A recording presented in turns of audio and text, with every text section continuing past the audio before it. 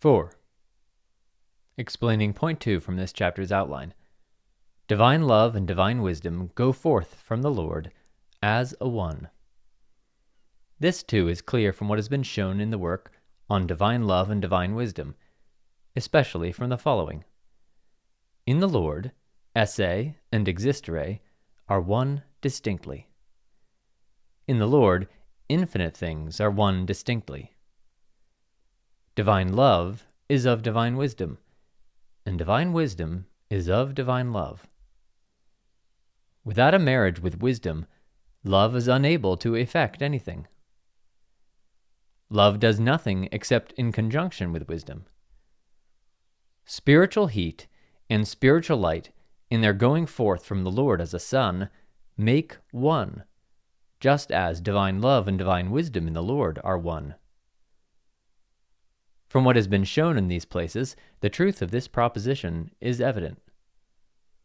But, as it is not known how two things distinct from each other can act as a one, I wish to show here that a one is impossible apart from a form, the form itself making the one. And next, that the form makes a one, the more perfectly as the things entering into the form are distinctly different and yet united. A one is impossible apart from a form, the form itself making the one. Anyone who thinks intently can see clearly that a one is impossible apart from a form, and if it exists, it is a form. For whatever has existence derives from form that which is called quality, and that which is called predicate, also that which is called change of state, also that which is called relativity, and the like. Consequently, that which is not in a form has no power to effect, and what has no power to effect has no reality. It is the form that gives all these things. And as all the things that are in a form, when the form is perfect, have a mutual regard for each other, as link has to link in a chain, therefore it follows that it is the form that makes the one, and thus the subject, of which quality, state, power to effect, and anything that accords with the perfection of the form can be predicated. Every object seen by the eyes in the world is such a one.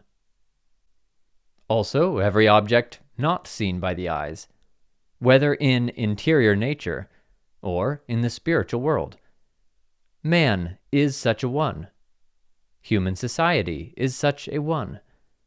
The Church is such a one. Also the whole angelic heaven before the Lord.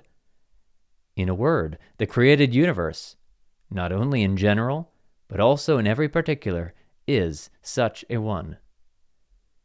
But in order that each thing and all things may be forms, it is necessary that he who created all things should be form itself, and that all things that are created in forms should be from form itself. This, therefore, is what has been shown in the work on divine love and divine wisdom, as follows. Divine love and divine wisdom are substance and are form. Divine love and divine wisdom are form in itself, thus the very and the only. In the Lord, divine love and divine wisdom are one. They go forth from the Lord as a one. The form makes a one, the more perfectly as the things entering into the form are distinctly different, and yet united. Unless the understanding is raised up, it can scarcely comprehend this, since the appearance is that a form can make a one only through likenesses of uniformity in the things that make up the form. On this subject I have often talked with angels, who said that this is an arcanum their wiser ones perceive clearly, and the less wise obscurely. Yet it is a truth that a form is the more perfect, as the things that constitute it are distinctly different, and yet have become one, each in its own way. This they showed by the societies in the heavens, which, taken together, constitute the form of heaven.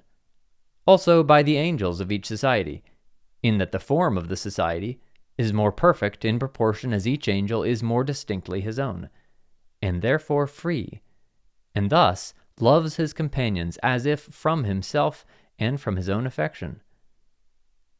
They illustrated it also by the marriage of good and truth, in that the more distinctly these are two, the more perfectly they can make a one.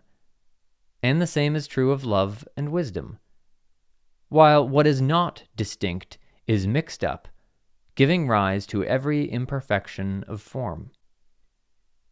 Furthermore, how perfectly distinct things are united and thus make a one, they showed by many things, especially by the things that are in the human body, where innumerable parts are thus distinct and yet united, distinct by their coverings and united by their ligaments, showing that it is the same with love and all things of it, and with wisdom and all things of it, which are perceived only as a one.